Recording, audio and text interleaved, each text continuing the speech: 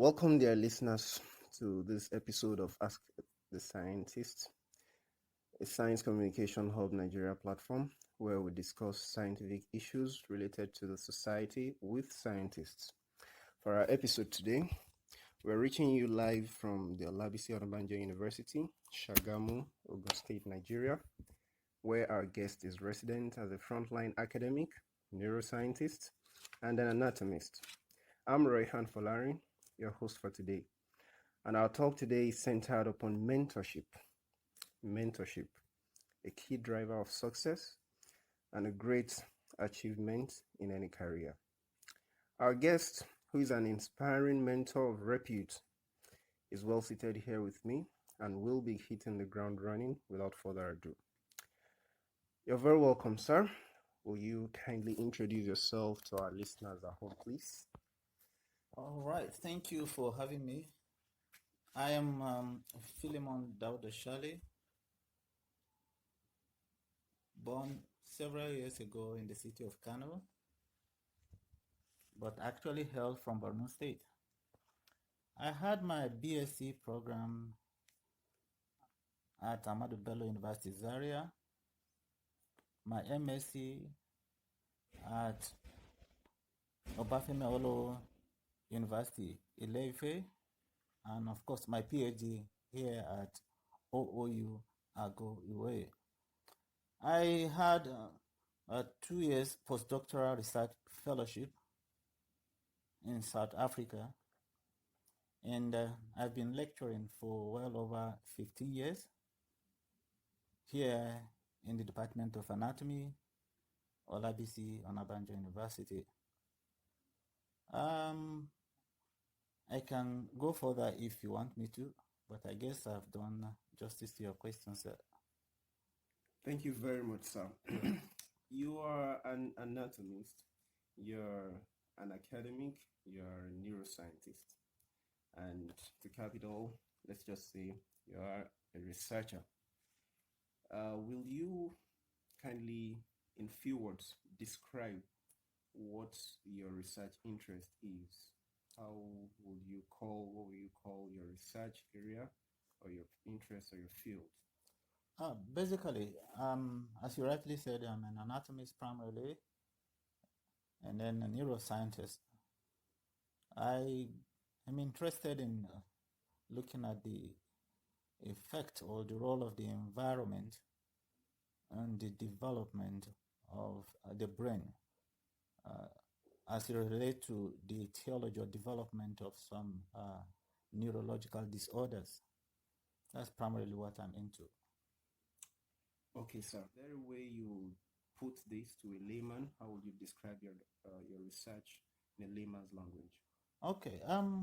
In a layman's language, basically, the brain or the nervous system is that part of the body that controls the activity of other parties, more or less like, if you want, the coordinating center of the human body.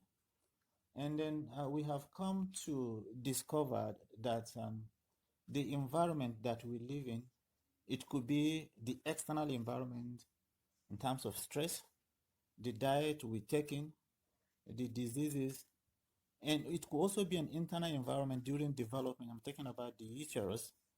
Okay, the relationship between the baby and the mother could also affect the development or the function of this very important structure or system we call the nervous system. So basically, I am trying to see how what we do day in, day out, or the activities we are exposed to, the activities that we are engaging in, and the environment in terms of maybe the work hazard and other things that we do without even knowing how it actually affects this very, very important structure. That is basically what I am into.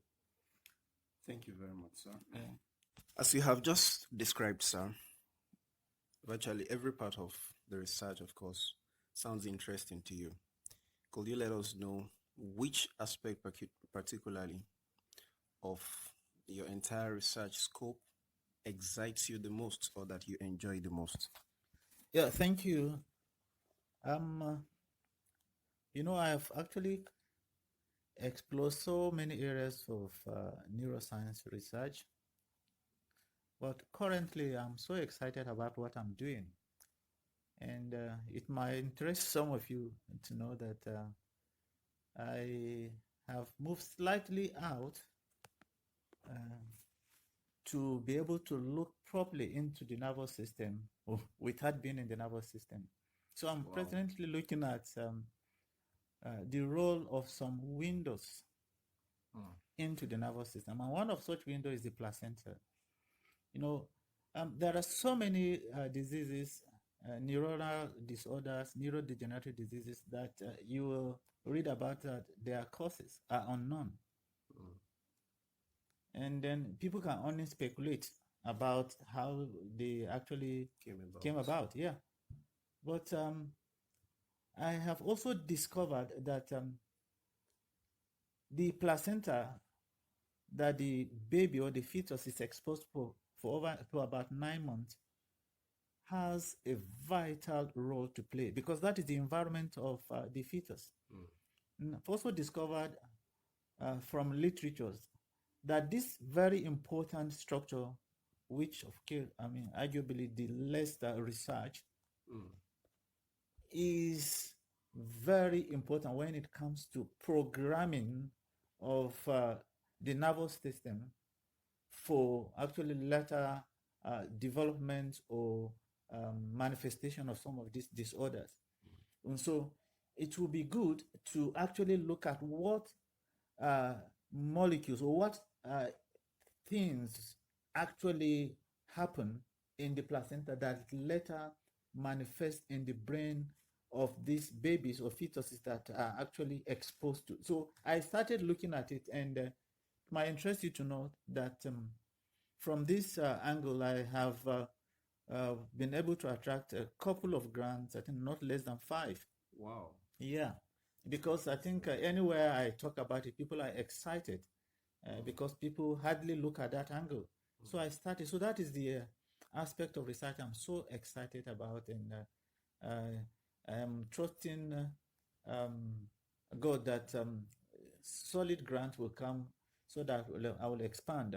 Now, for your information, because of the excitement, I actually had a presentation not long ago with where some consultants and professors in O&G were present, and they were so excited and were actually willing to collaborate, and so that we can actually expand this area of research and understand further the role of this intrauterine environment on the development of the nervous system. Wow. Yeah. That's a great one, sir. Indeed, this is another show of Science Without Borders, or we say Scientists Without Borders, or more specifically, Neuroscientists Without Borders. Yeah. So we're looking at neuroscience from a developmental angle now. Yes. That's a great one, sir. Yeah. Now going a little narrowing down to our talk for today, which is mentorship. Mentorship.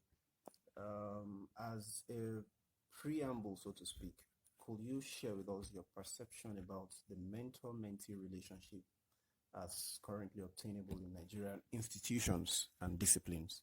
I'm sorry to say, but it's actually very regrettable that we have very, very poor. I don't want to say we don't, but we have very, very poor relationship in terms of mentorship, mentee in this part of the world. And you discover that most of us, and then even some younger ones coming up, are just moving blindly, and then jumping from one end to the other, and then sometimes you are lucky to actually get it right, and most of the time you waste so much time working in darkness, groping around. Thank you, that's the word, before you end up actually stumbling on what you think is the right thing, while there are still so many that are still lost, not knowing what to do, where to go. So in a nutshell, the relationship is very, very poor. Well, this is they say a problem identified is half solved. Yeah. So your last comment makes it it's better if somebody knows that he's lacking mentorship. Yeah. How worse is it, for a person who actually does not know that he's suffering from the lack of mentorship? So As you've said yourself, that a problem identifies half solved. So, what should we say? A problem not identified. Okay, that is completely not going to be solved. Anyway, sometimes there are natural laws that work for some people. Though it may take time, they keep on going in a circle, and maybe sometimes luck smile on them and they stumble on some solution. But the truth is this: as I've said earlier on, quoting Sir Isaac Newton, he said, if he has seen further, it's because he actually stood on the shoulders of giants. And the giants there actually refer to mentors. So if you want to see further, if you want to see beyond what others have seen, definitely you have to stand on their shoulders. And if you don't even know that there are shoulders to stand on, that one is even worse. There are so many people that actually knew that they need mentors. But the issue is, where are the mentors? Where to locate them? So that is the problem with most young people. They know that they need mentors, but where are they, or how to contact them? But for someone that doesn't, there are mentors. That person's case is really something I can't describe. But generally, let me say this: as a general rule, for anyone that is aspiring to be great, or anybody that is that has a goal, a vision to achieve in life, let's set it from the beginning that we all need some people in our life. There is no one that can start a race and finish it without others' input. Nobody. Okay, so if we have it at the back of our mind that we need people in our lives, then of course that is the beginning. Okay, there is nobody that is an epitome of knowledge. We all know in part. Okay, so the part we have and the part from other people, that is what completes us. Okay, so if we have that understanding, then it will help us to know that all of us need somebody. We need some people in our life. So no matter how much you think you've achieved, there are others that have achieved more, or there are others that can help you to achieve more. Okay, so I guess that should be our thinking. Okay, everybody should have that one at the back of his or her mind, that we all need people to be complete. And so with that mindset, you discover that it will be easy. So it might not be a problem. It might not be that at least you are seeing lack of mentorship as a problem, but you are seeing it as a means to an end, a means to achieve your end. So it's a compulsory requirement. I guess that is what I will say on that. thank you very much, sir. But sir, please, how do you think we got to where we currently are concerning this relationship? There are different things that could be responsible. One is tradition. When I talk about tradition, is in most cases, those that we expected to be mentors actually were not mentored, and so the tradition was carried over because they didn't have any experience, so the thing was carried over. That's one. And then two, it could be maybe the system. I don't know whether I should call it the colonial mindset. Kind of master-servant relationship, which actually is passed down. And you discover that when you are up there, the person coming under you sees you as a mini god. And so there is this distance that is naturally created, and coupled with our culture of respect for elders. And so the younger ones find it difficult to approach the older ones or the senior colleague in the system. And unfortunately, most of our senior colleagues do find it difficult to reach down and pick those, because it's easier actually for a senior colleague to reach out or reach down, if you may to pick up than for a younger one to work up because of our culture. And so I guess that thing also is seen in academic, where you see people come in and they stay where they are. The young one find it difficult even when he has questions to go and ask. And then the older ones too, maybe due to, as I've said, tradition, don't find it or seem deemed to actually reach out to the younger ones and mentor them so that they can take over from them or even be better than them. I guess that is what I could actually deduce being the reason, but there could be other ones. But that is actually in a nutshell what I can say. And we are a people that are always proud of our culture. So could it be that we are not embracing the full complement of the culture, or we're picking an aspect of the culture? I don't think we are even conscious of it being culture or cultural. Is most of this is innate. It just manifests itself without people thinking about it. Or I don't think there's anyone that sat and said, okay, because of my culture, I can't go down. And no, it has become, can I say, a way of life. And then I'm sure some of our senior colleagues will, when they are confronted, many of them actually feel or felt bad that they didn't do what they were supposed to do. So it wasn't consciously.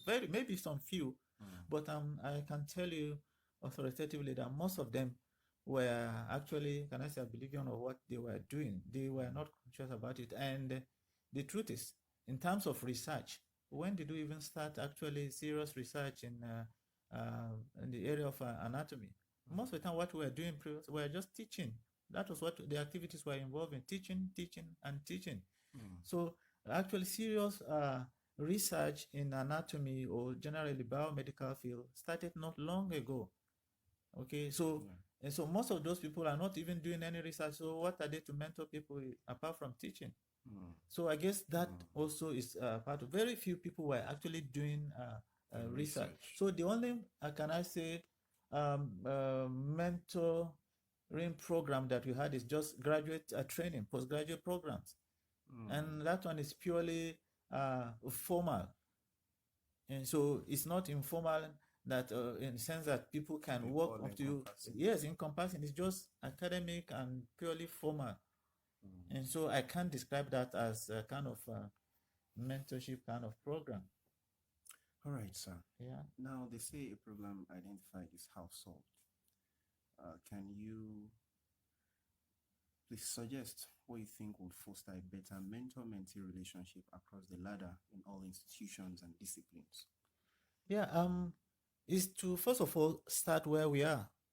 And somebody said the best time to plant tree is many years back, but the next best time is now. All right, so we start where we are, and we can start that by identifying individuals in our institution, because the truth is, it's not everyone that actually buys into this idea, but there are people, whether it is young or old, it doesn't matter. We have to start where we are, identify people, because we have a problem and we must solve it. Once we identify people that are ready to actually sacrifice their time to mentor these ones, I'm talking about from the level of undergraduate, from undergraduate level, not on, to find time maybe in every semester to talk to these ones in general, let them know their prospect, let them know the pathways that lie ahead of them. From there, you discover that after that talk, I've done that several times, you see people coming individually to meet you, and that is how it starts. Okay, and then thank God for the social media. We can always form a group. Okay, like for instance, I'm talking about my area of interest. If there are other young ones that are attracted, they are free to reach out and seek for mentorship. Yeah, that I'm interested in what you said. And so it starts that way too. So when we identify mentors, the mentors actually share their area of interest. Let it be out there for the young ones to see. And the young ones can now actually approach the older ones anywhere. It could be in their environment or even far. And it starts that way. I'm telling you, if we can start that way, In a matter of few years, we would have actually built a kind of, if you want, structure that will stand the test of time, and then the young ones coming after, they will also be picking the ones after them, and before you know it, it will become a tradition. Okay, so we have to start where we are. People must be willing to sacrifice. I know there are some few people doing it out there, but more can be done. I know more can be done, and so we should be deliberate about these things. We should go out, all out, to help the younger ones, so that they can see further than we have seen. Thank you very much, sir. So with these, we remind our listeners that this is part of the mission of Science Communication Hub Nigeria. So where we try to make every established scientist well available to opportunities of mentoring younger ones.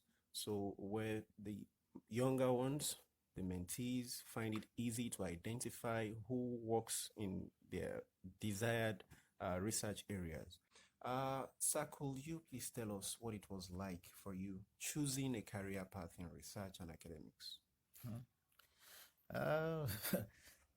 It's interesting. Actually, back then, at ABU Zaria, in anatomy department, I can say I thank God for somebody I met there. I don't know if I'm allowed to mention them here. Yeah, Professor Damborno. Wow. He came in as graduate assistant.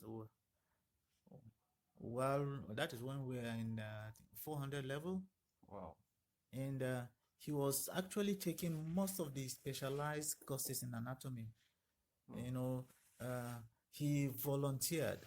And so he was the first person I actually saw that was so interested in research. I remember then, you know, the internet thing wasn't available. Computer, you have to go all over, you know, to find a place where he was the one that actually taught me how to surf the net. Wow. About, of course, something called research. And because he was doing a lot of reading, so he opened my eyes to something called research. In fact, to tell you that at a point in time, I wanted to change and cross over to another department, but he encouraged me, and I thank God for that. So I celebrate him. I celebrate him today, as I do always, because I don't. He really actually helped me. So that was actually my beginning. Then after that, when I got to Ife for my master's, I also met some mentors. Late Professor Caxton Martins, I worked with for some years. And then I also work with Professor Fakwaya, Andy Fakwaya. These people actually sharpen my research skill. And then I continue. And during my PhD, I also continue with Professor Caxton Martins. But at that point, I had some other mentors online. Okay, because my area of research was different from my supervisor's one, but he allowed me. So I had mentors, about two of them online, that I communicated with, and they really helped to sharpen my skill and then direct my path. So in terms of research, these people really actually helped me. But as I've said, we also have one other angle to that, is teaching. Of course, I had the privilege of working with Professor Ijumi. He actually mentored me when it comes to gross sort of dissection and teaching, because I do follow him to class. I follow him to lab because he dissects personally, even as a deputy vice chancellor then. Wow. Yeah, so I do follow him. I look at what he does, and then I follow him to class, listen to him, and then I think that really helped me. And then Dr. Adefule in histology. So, and that is why, by the grace of God, I've been able to at least teach all aspects of anatomy, because I actually sat and listened to people that are far ahead of me, and I learned. I asked questions, I follow them, I take responsibility. Actually, I did far more than was expected of me, and then I don't have any regret, because it has helped me and made me who I am today when it comes to teaching of anatomy. Once again, that's a great and inspiring one. So indeed, you are an epitome of mentorship, and you also are being celebrated today, just like you have given the honor to celebrate those who offered you the mentorship that helped you to shape your career as it is today. So, in summary, Sam, what are those things you would thank mentorship for in your career today? One, they've actually helped me avoid some pitfalls in life. There are some mistakes that some of them made, and of course they let me know, and I was able to avoid such. And then two, they actually challenged me to be the best that I could be, because I remember then while doing my master's, we were asked to print our photomicrograph in such a standard that wasn't available then. I went round. I was in Lagos, I was in Ibadan, looking everywhere. I remember actually I lost my phone in the process. Wow. Yeah. So we were forced to do that. Fine, it was painful. I was angry then. But when I look back today, I thank God. Yes, it pays off, because the quality, they insist that quality, the minimum. They don't. So it was painful, but I accepted, and then I can look back and say, yes, it pays to follow or to listen. And then thirdly, they've also been able to network. I use their network to actually leverage my own area of research, because they had contact that I actually just joined without any effort. I just joined into, that contact. Climbing on the Yes, shoulder of yes, giants. yes. So I leverage on that. And up to today, for information, Professor Fakwaya has just formed about a month ago another group. He's trying to look at his mentee. Wow. So he's still looking after, or can I say, interested in knowing how we're doing, even at as of now. So that is what. And then when we need someone to, for instance, recommend or stand as a referee, we have them. Wow. So these are advantages, So the advantages cannot actually, some of them, I can't just remember them now, but they are so numerous. In terms of teaching, it's there. I was able to write at least a book with some of these mentors, which I couldn't have done on my own. So they expose you to so many advantages in life. So the truth is, there is no alternative. You can do on your own, but you definitely do far better with a mentor. Thank you very much, sir. Yeah. Are there some things you feel you could have, like you just mentioned, you could have done more differently and perhaps better if you had enjoyed more mentorship in those? Yes, especially I said in my area of research, I've always been interested in neuroscience, but during my master's, what I did wasn't purely neuroscience. Okay, in fact, I smuggled the brain into the research. Okay, yeah, I smuggled it into the research. It wasn't exactly what I was asked to do. So because there were no specialists in that area. Okay, then where I did my master's. During the PhD too, as I've said earlier on, my supervisor is not into that area. So I had to communicating with people online, which of course they could only do the best they could. And if I'm to have someone that is around here, okay, have a laboratory to go to, and then there are some information that we are getting now that wasn't available during our time. Yes, back then. Yeah. And so I envy, sorry, allow me to say, I envy the younger ones. So much opportunities, so much information. If they appreciate what yes, they have. I hope they do. So much that were not available during our time. And so those are the things that if I'm to be in this current generation, I'm telling you, I will achieve maybe times 3 or 4 of what I've achieved within this period. That's the truth. There's so much information, and so many people that are willing to help.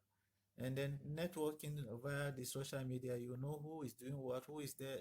Those things were not there. You go on internet and be writing email that, and it's not as if at that point we even have laptop. We go to cyber Cafe. Thank you. You understand? So it's not something that you have at home that is in your bed. You can be chatting with a mentor somewhere. You have to wait from time to time. So there are so many things I could have done differently. In terms of, I would have started very early in neuroscience from the level of my master's. I've done a better work at my PhD, and maybe I would have been somewhere farther than where I am now. But I thank God, at least I've met some people that actually push me to where I am now. Thanks to God for that. Yeah, thank you too. What do you think are the biggest challenges currently facing scientists and their work in Nigeria? You've highlighted some of them along the line. Yeah, primarily is the environment. That's the environment. When I talk about environment, so many things comes in. When you look at just look at here, I don't know how many laboratories. I'm talking about specialized laboratories, not student laboratories, research laboratories you have around here. Okay, how many of our senior colleagues have personal laboratories? As principal yes, investigators. or how many of these universities make equipping, or can I say developing specialized laboratory their priority? So you discover that fine, so people talk about funding, yes, but to me, funding is not the primary thing. The issue is we lack focus. And because we don't, our priorities are not right, even the little we have, we misdirect it or misappropriate it, as the case may be. So that is the issue. I have seen people, not those we read about, they didn't have any funding. The founding fathers of that we read about didn't have any funding. They actually used what they had, and they did so much work. Well. Yes, they managed it well. But today, I know some little funding come through TED Fund. Some institutions also do give seed grants. But what do we do with that as individual? And then the institution, nothing, no investment into research. And so the environment is not conducive. We have so many people that travel out for one program or the other, or returning back home. They actually settle back into what they've always been doing, because the environment is not encouraging them, or there is nothing for them to work with. And most of these things are not expensive. That's the truth. Most of these things are not expensive, but because it is not a priority, nobody is investing into. But I still believe that there is hope, because there are people that actually have started doing something. I know of individuals that have personal laboratories, but they are very few. But I'm talking generally that the environment is poor, but there are few that are striving, and I'm sure more will be coming. Some universities are doing well. I don't want to mention them, but generally the environment is poor. And then you can talk about funding. Okay, funding in terms of funding equipment, in terms of consumables, and then in terms of also a kind of inducement. I know in some places when you publish papers, articles, you are paid for. And tell me, depending on the quality. And so if you have such thing in place, I'm telling you, people will be encouraged, and that one will also increase the visibility of universities and improve our ranking worldwide. And we can do this. I'm telling you, but their priority is what? Their priority is misdirected. That is just it. So it means even if the funding comes and there is no focus, it won't be well yes, managed. It will be diverted to building structures. And that is it. We have many structures that are empty. So that brings us to the next question, sir. What about science would you generally want to see done differently in Nigeria in a way that will solve all of these challenges? Generally, you see, the truth is this: we do so many researches, myself inclusive. Previously, though I've changed now, we do research for promotion primarily. That is the primary reason why most of us do research. If the criteria of promotion is changed today to something else, I'm sure it will dwindle. Yeah, that is it. So primarily we do research because of promotion. So effect of this on this, effect of that on that, and but research is supposed to be done from a problem base to solution. Okay, you identify a problem in the environment. For instance, what I'm doing now is I know there is problem in terms of the theology, the mechanisms of these neuronal disorders, and then people have looked at different aspects. But I'm actually looking at something else. I'm actually working both on animal model and human placenta, and so I'm working with people in the clinics. I'm working with clinicians that are there with the patient. They are telling me exactly some of the problem they are having, and so based on that, I come up with my research proposal, and we work hand in hand from what they see to finding a solution, either using human tissue in some cases, or animal model where we can use human. And so when we do that, it makes the research more robust and meaningful. Yeah, interdisciplinary. Yes, and then we have to go back to that. I know it is difficult. We always have this problem between basic and clinical scientists, but the truth is, we have friends among them. We can start from there. Okay, like we are doing here. We started actually by presenting what we are doing, and we invited the department that we think will benefit. And after the presentation, I was shocked. Yeah. Because they were so interested. So sometimes we have this mindset that nobody will listen. But it's not always true. Let's step out. Let's reach out. Okay? So when we start formulating our research from the point of problem, then towards solution, then we will go further than just sitting in our home and then coming up with topic that doesn't, that you finish the thing, you said, fine, it is published, but and what have you solved? Nothing. Okay, there are so many things. I'm not talking about some of them will not have anything to do with the clinic, but let's look at our environment. Let's look at our environment, and then once we're able to come up with something, and then we should collaborate with people in those areas. And then I'm telling you, with time, we'll begin to do meaningful or translational research that will actually add value or solve some of these societal problems. So I advocate us actually working with people that are in the field, that are directly in the field, and then collaborating. And through that, I'm telling you, we will do wonders. I am sure, because we have people full of energy, people that are ready to work. They just need fine tuning. That's just it.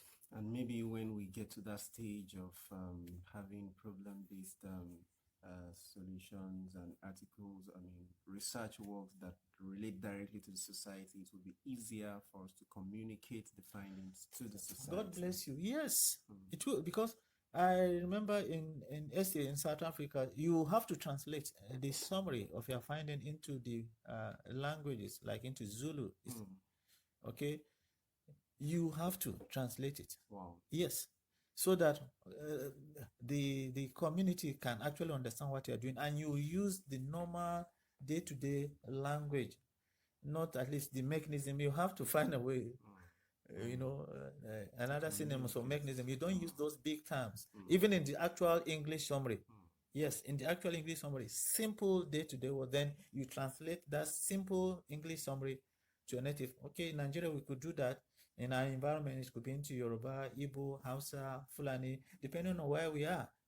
And then there's nothing wrong in this thing being aired radio station, television. Yeah. Of course, we could pool our resources too, just like you are doing. I really commend you guys for this program.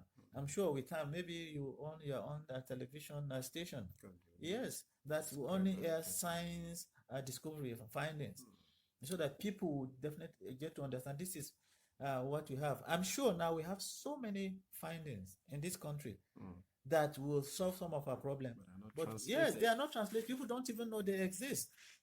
So that is the issue. So the problem not, I know some people have done a lot of work, but who is aware of that? Nobody. And I don't blame them. The truth is, when you're trying to survive, is it money for what do you call it now, for community awareness that you go and sponsor? That is the issue. There is no platform. Thank God this one is coming. Maybe with time they will go and do such finding, and then we'll see them there. Yes, yes. Wow, I believe our listeners are going along with us, and they're definitely getting inspired. You have given us a lot of tips, sir, but just for the benefit of everybody, so to speak, could you just highlight? You have mentioned a number of things you're doing, but could you just help us highlight your little efforts that you've been expending in order to drive home these changes in your little capacity? Yeah, as you said, little. That's the truth. Here in this environment, can I say fortunate to have some younger colleagues. They are colleagues, but younger because I'm older than them. Okay, and have been very passionate about advancement in terms of research. I mean, quality research, which at least I found it very easy to work with. And so in my department here, there are some young people I'm working with, though some of them are not doing their graduate or postgraduate study here, but we still talk from time to time. While there are some that I have supervised at the level of master's and PhD, and we are still in communication. Some of them are still in the country, some of them are outside the country after their PhD, but we still remain in touch. Okay, and then some of them, without mentioning them, I've actually started mentoring so many. I've seen one group that was formed recently by one of them. I'm excited. I don't want to mention them, but that is what we are talking about. Now, that is one. And then two, I've also worked with some other colleagues like Dr. Olabi, Dr. Tijani. Okay. Yes, talking about So. anatomy education, talking about prospect anatomy. I've written some articles together, and then I've also had the privilege of speaking to students, undergraduate students, almost every year at Babcock University, here in Labis Obanjo University. And then through that, we open their eyes to see opportunities in terms of career, opportunities in research. And I want to tell you that many of them have been challenged, and many of them are doing well. And as I'm talking, I've been invited to speak to the student of basic medical science. I'm talking about comprising of biochemistry department, pharmacology, physiology, anatomy. Not a few days from now. And the issue is to enlighten them so that they will know their role and then what they can contribute to the society. And I'm excited because it's something that I want to, and from there, I'm sure some of them will pick up interest, which will continue to work together. And then thirdly, I told you that I had some few grants, and each of those grants actually work with students, both undergraduate and postgraduate students. And then some of them, during their defense, the examiners, the external examiners were excited seeing the quality of work. And so they went to it because this they wouldn't have done that work. So the little grant we have, let's take others along. That is another way. Let's not just be us. Let's take others so that they will see the quality, and so that is another way I actually have been involved in mentorship here in this area. Thank you very much, sir. You're being celebrated today, and you shall always be celebrated. Thank you. We have talked so much about the role, or we have challenged the mentors Yeah. in a lot of this talk of ours. Yeah. I think it's time for us to seek words of advice from you for aspiring scientists and colleagues. So, how would you want them to? What are the words you would like to advise them with? Okay. Firstly, is to actually identify your passion. That's very important. What exactly are you passionate about? Forget about whether you have knowledge. That's not the issue. What are you passionate about? What actually will you do if nobody's paying you? Which aspect of anatomy or neuroscience, or can I say research generally, will you go into if you have everything and nobody is paying you? Now, once you've identified your passion, then try to identify people, mentors, or senior colleagues that are working in that area. Once you've done that, that is contact them. It could be through phone calls, through emails, through whatsoever media. Contact, at least have 3 or more. And contact them through science communication. Thank you. Through science communication. And once you've done that, you design a proposal, you send to them. This is what I want to do. Or this is, if you are doing a research already, or this is my aspiration. They will guide you. And then make sure, if possible, you have some publication with them. Because if you are able to publish with these mentors, I'm telling you, because they have published. So subsequently, you can go on your own and you discover you won't have you won't face some challenges in publication because they would have sharpened your skills. Publishing. Yes. So you have to be open. You have to be ready to work too. You could meet, some could be hard to break, but don't give up. Insist. If it means traveling to go and meet them, and then sit with them, it works. I'm sorry to say that I listened to one of these senators a few days ago saying that when he wanted to contest as local government chairman in Adamawa State, he came down to Osun State to meet the former governor of Osun State, told him and according to him, he said the Osun State government gave him his 1 month salary. Wow. Yes. And today he's a senator. In fact, he was one of those screening the Osun State governor for ministerial post. Wow. You understand how the thing went? Yeah, went. So what we are saying is that it pays. Identify mentors. Go meet with them. Tell them what you want to do. I'm telling you, most of them, even those that will decline, may not be because they don't want to. Maybe they are busy or they don't have the resources whatsoever for different reasons. Very few people will actually turn. Yes, very few people will turn you down. So that is actually the beginning. Identify your passion, identify mentors, and then pursue them.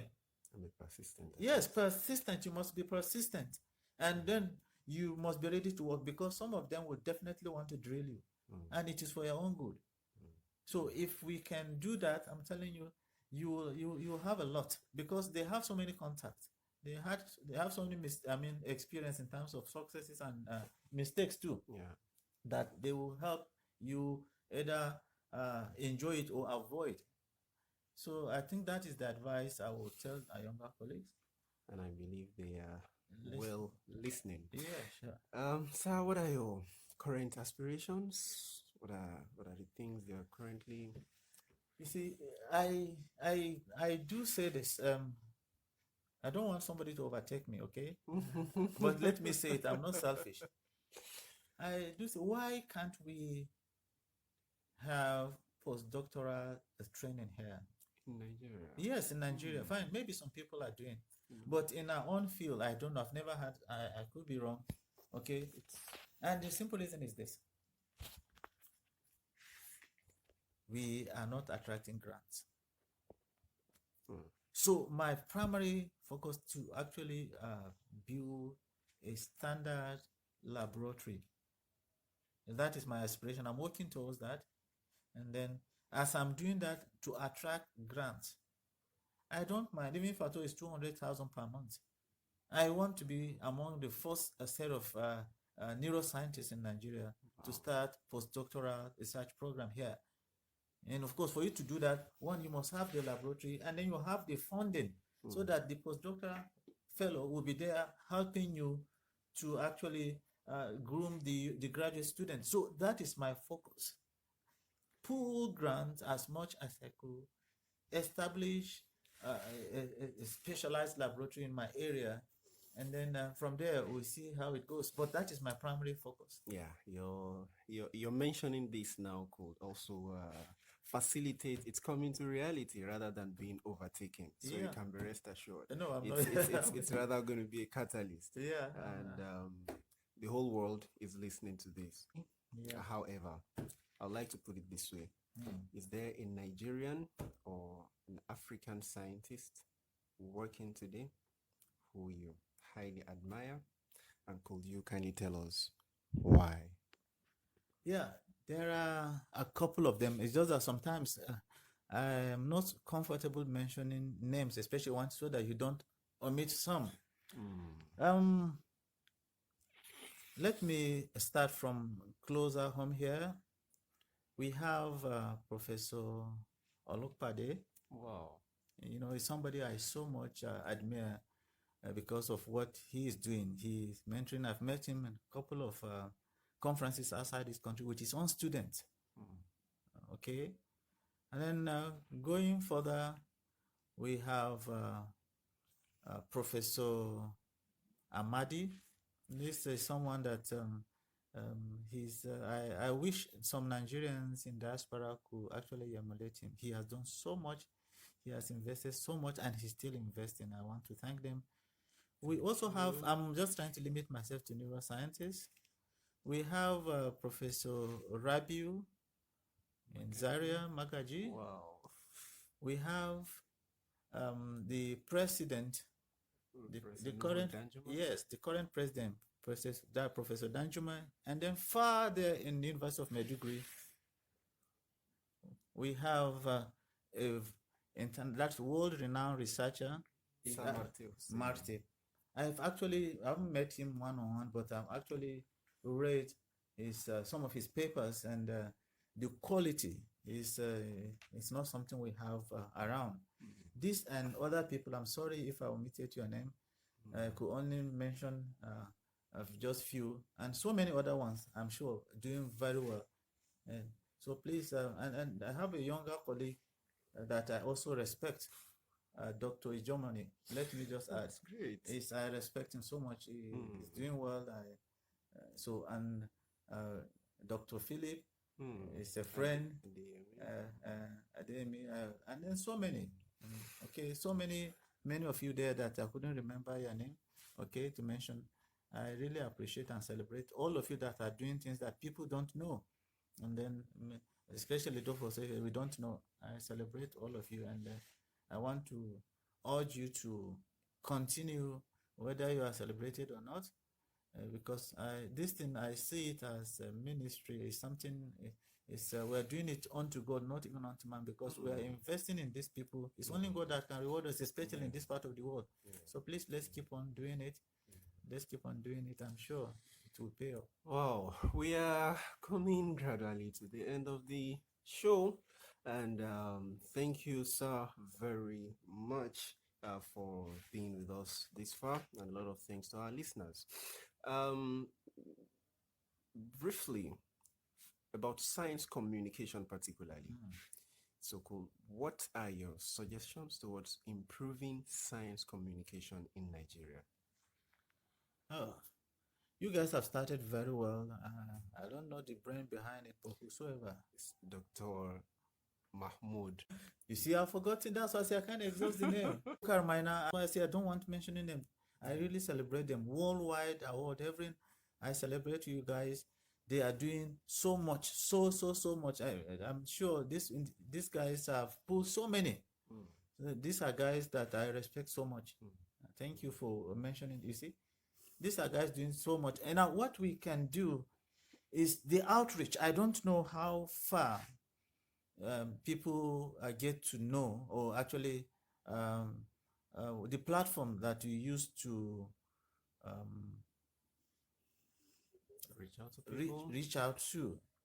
Apart from the neuroscience platform, do you have another platform? Do you work with other media, social media? Yeah, There are a number of them, and let's say they are all linked to the Science Communication Nigeria. I mean, Science Communication Hub Nigeria. There is a website, and by the time you visit scicomnigeria.org, so that links to the many other social platform that is available by Science Communication Nigeria. So there are Facebook channels, Twitter handles, and also on WhatsApp there is a page, Science Communication Nigeria as well. That's the name. So a number of platforms are actually available to discuss. Yeah, you see, okay. That one will be, but how do we extend or how do we make the general, those that are not uh, researchers, to be aware of some of these things you people are talking about, especially when you're talking a product of research? How do we communicate? Because it's not everybody that goes to this platform and then check. I mean, but the ones that are common, is there a way? Okay, I'm just suggesting, is it possible, do you guys from time to time get maybe some summary bullet point of some of this finding and then send it out as just how people send other things, and then before you know, be reading most every word? Yes, those are the suggestions. Yeah, because you know, sometimes something will just pop in, somebody just wrote something, maybe a joke or so, it's before you know, it's everywhere. We could also use that, at least just a page point, release it before this one we share, this one we share, hard copies, and then with the link, with the link maybe on the, so that those that want more can now link up. So that is another, because that's what I see going around, fake news very fast. Now if fake news can go, any news can also go, because it's the same platform, especially when it is made juicy, captivating, and then people know, because so many lies. They will tell you that, especially on health, you will see a lot of things that when you do this, this will happen. When you drink this with that, when you join that with...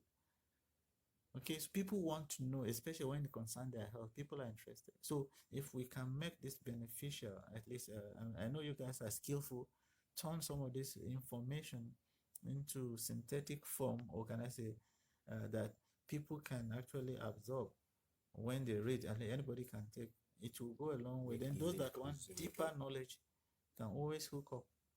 That is one way I'm looking at it. I'm fine. Funding too, I know it's a problem. You guys are volunteers. You are doing this on your own, sometimes using your meager resources. And so I don't know if you guys are thinking of writing for a grant. Perfect. And so with that one, I'm sure your voice will be louder, and of course it could be heard places. So and then with this, maybe it's another platform. We can also invite you guys whenever we have a program, so that you come and then cover such program. You know, once people know that you can be invited, I don't know how many volunteers you have nationwide. Okay, whenever there is a science, you could be invited and then cover up, and so that the thing, once people know, that is how it keeps on going. And it's inspiring to know that the network is growing bigger. Volunteers. I'm sure these are many other things that maybe when they come up, I can actually see you privately and let you know. Thank you very much, sir. Yeah. What are your concluding remarks to our listeners? My concluding remark is that we should remain hopeful and positive in this country. I know there is real hope not at the end of the tunnel, before the end of the tunnel. Okay, let's be passionate about what we're doing. Let's be open and then trustworthy, because sometimes we have ideas, but because we keep it to ourselves in fear of somebody stealing our ideas in court, and then you stay with it. We should be trustworthy in the sense that we should tend to actually identify some few people that can help, because your good idea without a mentor sometimes may end up dead. Okay, and then for those of us that move up a little, we should reach out to the younger ones, create time for them, and then be willing to sacrifice time, money, and sometimes energy to actually go the extra mile to help them, because there are so many young ones that are lost. In fact, every day, there is no single day that I come to school that at least one student will meet me to say, what is research today? What is research? And this one is a first class student. You see, so some of them are confused. They don't even know what to do. Although sometimes I could be so busy, but the truth is I always create time. At least attend to them briefly and then give them appointment. So let's create time.